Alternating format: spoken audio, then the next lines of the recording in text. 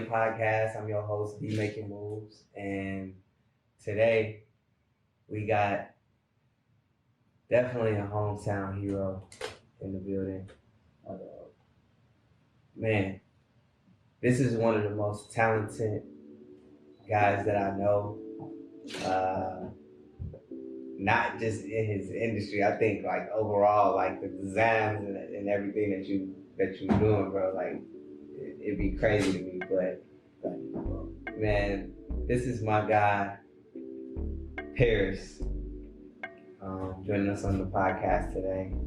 My guy, Paris Jordan, man. Welcome to the Plug In Podcast. How you doing, friend? What's up, man? Thank you for having me, bro.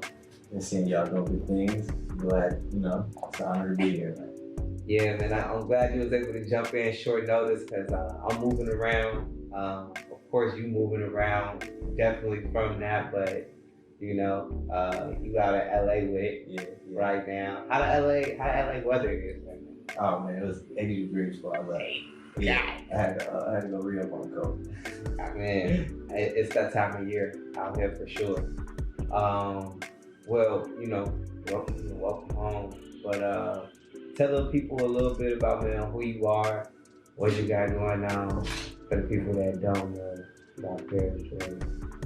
Well, born and raised in Gary, Indiana. Moved to Nap, probably about kindergarten. And we can fast forward to the shoe stuff, raised on the west side, all that good stuff, Indianapolis home team stuff. But went to Purdue, and probably like my senior year was when I got into my shoe design. And it really just started off Instagram, just seeing other types of artists just doing different things with kicks, and man, having a love for kicks forever. That thing just sparked the eye. And one day I just had a random idea, changing up a Jordan 5. So I'm going to, I think I went to Walmart, didn't even grab the right paint, go to the crib, tape up the shoes, just random quick little paint, not even, doing the right thing. I don't think I even, none of the right procedures. Throw it on Instagram, and then literally everything popped up in there. Like everybody from the city is like, yo, this is crazy. Like, I ain't never seen Jordan like that. Like sneaker page is picking it up, like from a random idea, So ever since then, I've had a business. Like, that's wild. That's wild. So it was like right then, off that success, off that first joint, you knew it was just, you knew. I mean, like I said, always having a passion for sneakers. Back in middle school, I used to doodle kicks in my planner. Like maybe Air Force One silhouette, just changing different colors, red, white, and blue, USA, Brazil, Mexico, but just different little just. Okay. Different a lot of stuff we be seeing them doing. Exactly, back then. And then Nike ID got popular. So then I'm on there creating little designs. Probably didn't even cop now, just got a locker full of Mountain Dew, Pepsi kit, just any type of idea I was getting back in the day, man, it just got crazy. So it really just came into fruition once I just, put my hands on it. So My thing is, bro, I've been definitely following your movement for a while. Mm-hmm. And when it comes to the custom kicks, the industry can seem like it's a lot of people doing it. Mm-hmm. Some people feel like it's saturated and different things like that. With every market, though. You know what I'm saying? It's different ways that how it kind of play out depending on your mentality. So, I mean, just kind of from your perspective, you in the industry. Did you start this business here in Indianapolis, or did you go straight to LA with it? No, I definitely started in Indianapolis. Like I said, I was doing the kicks back at Purdue, and then as soon as it took off, I was just getting all the homies kicks. Literally everybody was like, yo, do some kicks for me. I probably got loaded up with about 30, 40 kicks, just gained a lot of experience. Okay. So, and then finally moved back to the city, probably doing shoes for maybe 3-4 months, and then I linked up with Circle City Soul. They had a store in Washington Square Mall, and we did. I remember that joint. Yeah. And that was early 2015, and that's when we opened up the store in Washington Square Mall, and then I was just doing kicks for the city, basically. That's hard. Yeah. So when did you decide to make that transition out to Los Angeles, and what made you even make that move to Well, so once we got the store, like that was the main focus. It was me and me and homie Pig. We was doing customs just day and night, just trying to take out. Oh yeah, shout out to Pig. So it was literally like, man, eyes open, eyes closed, doing shoes all day.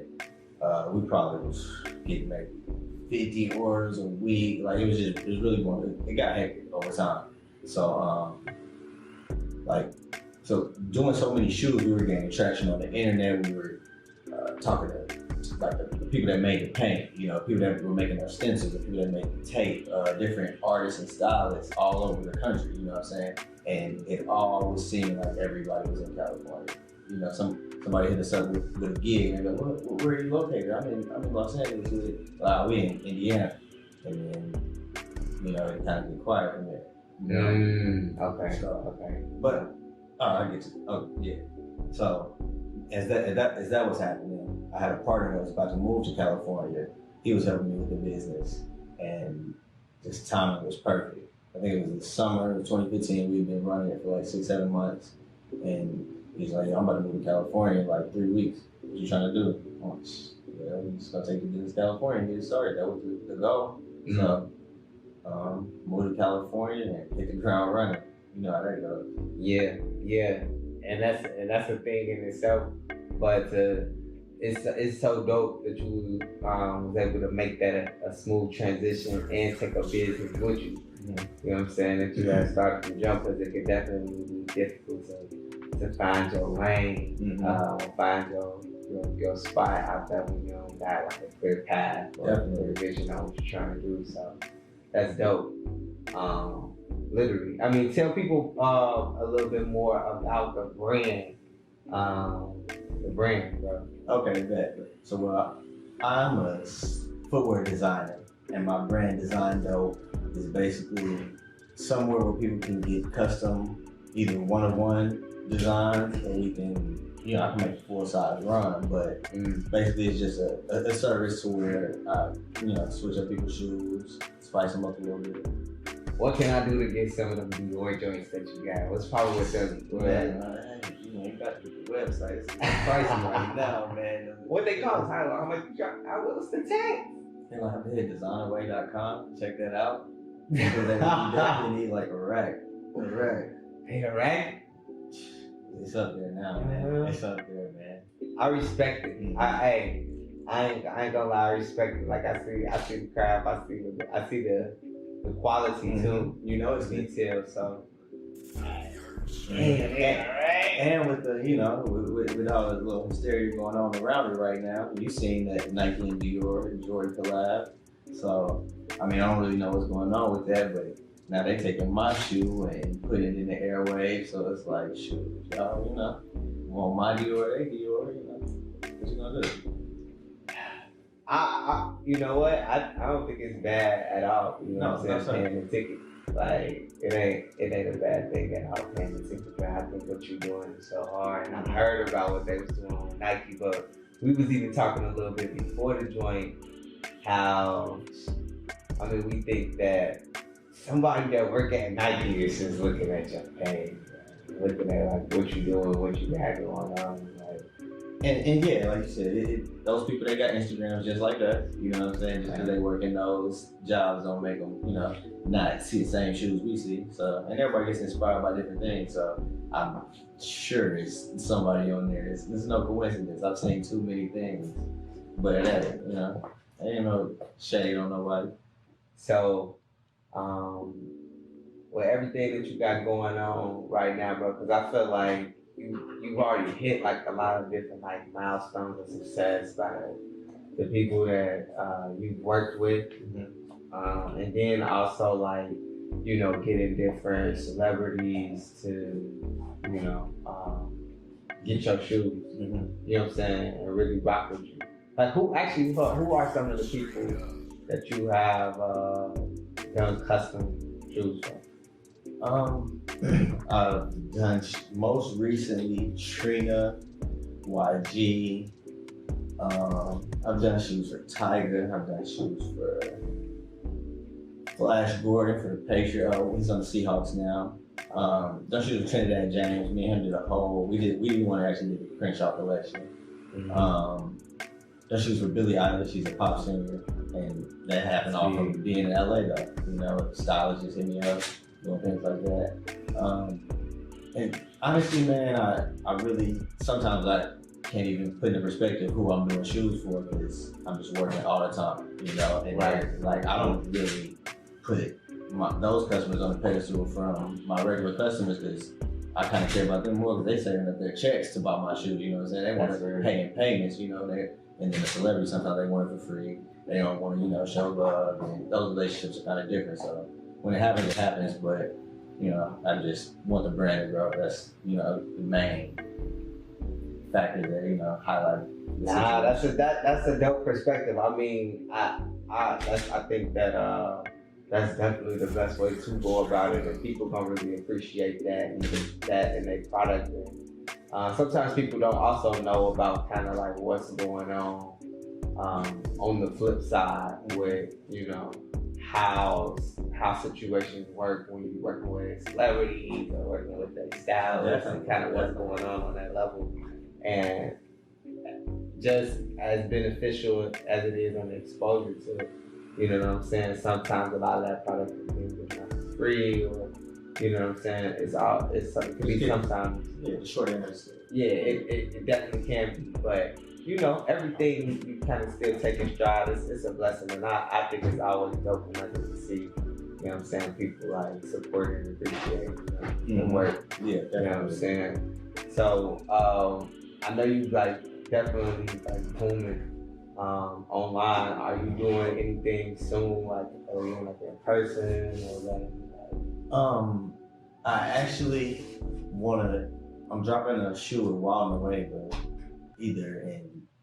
probably in January. We dropping 2 shoes, a reverse. Okay. You know, you signed Air Force One, white and black version. So definitely be looking for that. Shout out Brandon and Tyler. Okay. I'm looking forward to that. That's hard. And then I like. It sounds light right now, but yeah, it sounds hard because it's like, okay, I mean, we definitely know customs, but when you start to kind of put that emphasis on like, okay, these is like about to be released with a brand, you know, this ain't just no customs. Like, exactly. It's a part of the full collections, like shoes make it look, you can probably buy in the store, you know? And that's, I like that. It's gonna help me get my design side out, you know? It's hard. Yeah. So that's hard. Collaborating with brands and might as well do it with, you know, the people that show love to me, so. Definitely have some drops coming with Carlos Streetwear. That's a new boutique. Shout out AO. Yeah, shout out to AO, man. That's the homie too, man. We gotta get him up here on the show soon because he's making a lot of noise. Yeah, man. It's a lot of things going on in the city, man. Like the fashion scene is really about to bubble. A lot of people are working together, and we gonna, you know, just put it on the mainstream. Yeah, that's hard. So. You still out in LA with it, I know right now, but if anybody want to get in tune or in contact with you, what's the best way for them to do that? You can hit me up on Instagram at DezineDope, that's DezineDope.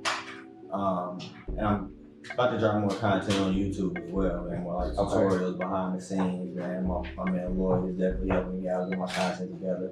So, what you got popping on the content tip is like how-to videos or? Well, I've done a few how-to videos actually with Angelus Direct. That's the people that make the paint. Like I said, I went out to LA and was really trying to connect with these people. So maybe getting some more tutorials, but like literally like behind the scenes. I'm getting into more like stylist type of situations. So you know, just really showing it, you know, day in the life of what's really going on, man. It's a lot of work, you know. For sure. Okay. So on the blog tip, man, definitely I'm gonna be on the lookout for that. Oh no, yeah, we're gonna get in. Okay. Alright, so I told people how to get in contact with you, but what if we just trying to cop? Like if we trying to cop some kids that you know, we need to go where? So I keep a general set of designs on my website, dezinerway.com, DezinerWay.com. But I mean, like I said, I'll create to your liking. So, you know, if you want a special one-on-one, you know, D-Making Way 1 Media Force 1, you know, just hit me DM and, you know, we just get the policy. We might have to work something out, man. For real. Like, for real. I had that drink. right here on the table, on, like man. boom. Come on, Okay, it's already clean in here, so we can definitely get it together. it's hard, ain't it? Yeah, man. Okay. All right, well, bro, I appreciate you pulling up, man, on me for the Plug In podcast. Shout out to Wave One. Shout out to everyone. Shout out to my boy Ted, man. I appreciate you pulling up. Appreciate you having me, my guy. Yo, the team making moves.